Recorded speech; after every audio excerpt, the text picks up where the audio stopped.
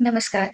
बहुत टाइम के बाद आज मैं फिर से एक पुस्तक समीक्षा लेके आपके आपके सामने मौजूद हूँ और इस बार मैं जो किताब लेके आई हूँ उसका नाम है कितने पाकिस्तान। कितने पाकिस्तान कमलेश्वर द्वारा लिखित पुस्तक है। इसका प्रकाशन सबसे पहले तो 1999 में हुआ था, फिर उसके बाद 2000 4-5 ऐसे करते-करते कई सारे इसके संस्करण आते रहे। तो इससे पता लगता है कि इसकी इतनी ज़्यादा माँग रही पाठक वर्ग में कि यह एक सुप्रसिद्ध पुस्तक बन गई।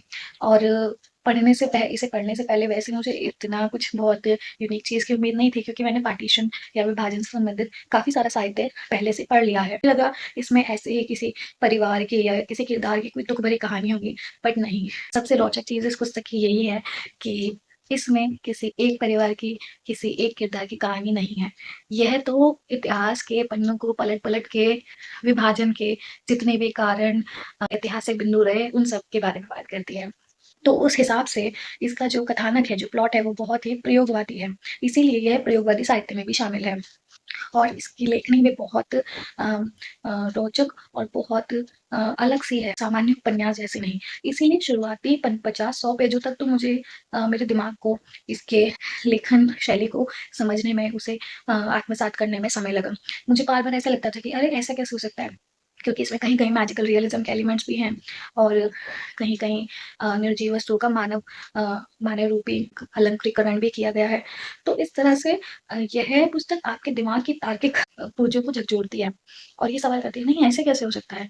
शायद इसका पर्पस ये भी है कि विभाजन खुद कितना अतार्किक था। इसके अलावा इसकी बहुत इंटरेस्टिंग चीज़ ये है कि यह एक तरह से ऐतिहासिक विश्लेषण है। यह कभी-कभी मुगल काल को भी कैरी करती है। ऐसा कैसे? ऐसा इस तरह से कि इसका जो मेन केंद्रीय प्लॉट है, जो कथानक है, वह ये है कि यह पुस्तक इतिहास की कहानियों को, किस्सों को, इतिहास के पात्रों को एक काल्पनिक कटघरे में ले आती है। इसका मुख्य पात्र अदीब है, जो कि एक अदालत चला रहा है, वक़्त की अदालत, इतिहास की अदालत, और वह ये देख रहा है कि ये जो मानव मर रहा है, प्रताड़ित हो रहा है, अ, इंसान-इंसान का गला काट रहा है, लोग विभाजित हो रहे हैं, कभी धर्म के नाम पर, कभी देश के नाम पर, कभी सत्ता के नाम पर, ये क्यों हो रहा है? और ये एक वक़्त की बात नहीं है, 1947 की बात नहीं है, 1971 की बात नहीं है। वह 1857 की क्रांति को भी विश्लेषित करता है। वह मुगल काल में भी जाकर वहाँ के खुद नहीं जाता, वहाँ के पात्र उसकी अदालत में आते हैं, उनसे भी सवाल-जवाब करता है। उसकी अदालत में औरंगज़ेब भी है, तारा शिकोह भी है। वे सवाल-जवाब करते हैं, पता करते हैं कि ये ज गंगा-जमुनी एकता वाली संस्कृति कैसे विभाजित हो गई। ये अंग्रेज़ी शासन तो मुगलों के बाद शुरू हुआ, लेकिन कहीं न कहीं सोच में ये हिंदू-मुसलमान का विभाजन तो पहले ही हो गया। ठीक है, ये तो भारतीय परिप्रेक्ष्य की बात है, लेकिन और भी तो देश हैं। इज़राइल, पैलेस्तीन है, इंडिया में जो चीज़ हो रही है वो हमें पता है, अफ़गानिस्तान के हालात पता हैं। दुनिया में कोई भी एक देश ऐसा नहीं है जहाँ शांति हो, जहाँ पूर्ण रूप से एकता हो, या जहाँ कहीं भी इतिहास में विभाजन, युद्ध ऐसी चीज़ ना हुई हो। तो ऐसा क्यों है? इन सबको ये विश्लेषण करती है। इसमें जिन्ना भी आते हैं, गांधी भी आते हैं, भगत सिंह भी आते हैं, मैकॉले भी आता है, सिरिल रैडक्लिफ भी आता है और बहुत सारे ऐतिहासिक पात्र आते हैं। बीच-बीच में कहीं अदीब की खुद की निजी कहानियाँ भी हैं, जो इसी तरह की अ, विभाजन की दर्दनाक संस्कृति से घिरी हुई हैं। तो एक तरह से वो ऐतिहासिक कहानियों का भी परीक्षण कर रहा है और अपनी खुद की निजी कहानियों को भी समझने की, विश्लेषण करने की कोशिश कर रहा है। और घूम फिर के जो एक एक जो अंत होता है, वैसे तो ये जो पढ़ते हुए काफ़ी हेवी हो जाती है, क्योंकि कई ऐसे नरसंहार के चित्रण हैं, बहुत दर्दनाक चित्रण हैं जो आपको अंदर से झकझोरते हैं। खून का भी चित्रण है, ऑब्वियसली विभाजन के दौरान कितनी मौतें हुई, युद्धों में कितने लोग मरते हैं, तो इससे हम बच नहीं सकते। फ़िल्में इन्हें कैद करती हैं, किताबें कहीं न कहीं इन चीज़ों से बच जाती हैं, ये किताब नहीं बचती, और यही इसकी खूबसूरत बात है कि ये आपको सिर्फ़ रूहानियत नहीं देती, ये आपको दर्द भी महसूस कराएगी, आपकी रूह को।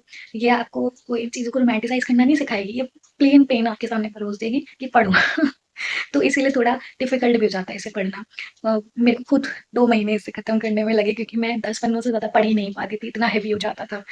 तो लेकिन अंत में अ, ये कहेंगे कि लेखक फिर भी एक उम्मीद छोड़ता है, लेकिन उम्मीद है सिर्फ़ प्रयासों की, सिर्फ़ समझ की, सिर्फ़ ईमानदारी की, कि अगर इंसान चाहे तो एक दूसरे का गला काट भी सकता है और इंसान ही चाहे तो एक दूसरे की जान बचा भी सकता है। ये सिर्फ़ और सिर्फ़ इंसान की नीयत, उसके इरादों पर है, वह क्या करता है। तो भगवान आके आपको नहीं कहता कि सामने वाले के साथ बुरा करो, ये आपका खुद का अपना ज़मीर होता है, अपनी सोच होती है, अपने भाव होते हैं और अगर बस हम इस पे काबू करना सीख जाएँ, इसको समझ लें, तो जितना दर्द है दुनिया में, उसी का उपाय भी खोजा जा सकता है, उसी पे मलहम भी इंसान ही लगा सकता है। तो इसका जो अंत है, अंतिम संदेश है, वो यही है कि अगर आप हाथ उठा सकते हो किसी को मारने को, तो किसी को सहलाने को भी उठा सकते हो, सिर्फ़ आपके ऊपर है। कोई मज़हबी ताकत, ऐसे वाली ताकत इतनी बड़ी नहीं है कि वह आपकी सोच को खंडित कर दे और आपको अ, मजबूर कर दे इस तरह के कदम उठाने के लिए। आपकी खुद की भी एक चेतना होती है, तो यह इस बारे में बात करती है और मुझे उम्मीद है आपको इसे पढ़ के अच्छा लगेगा। धन्य